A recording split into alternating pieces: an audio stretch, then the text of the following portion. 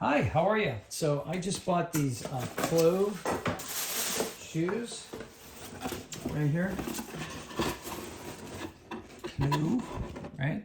These are nursing shoes, but I'm gonna use them in my restaurant. And I put some water on the floor because I wanted to see what their non-slip ability is. You can see I am not sliding at all. So I am very impressed with their non-slip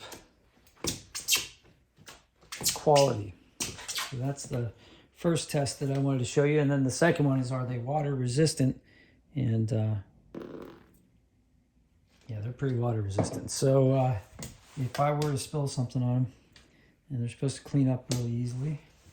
So that's all I got. Just a really quick test to see if these non-slip shoes are non-slip. And they seem to be. So if you have any questions, put them in the comments, and smashing the like helps me. Have a great day. I hope this video helped you.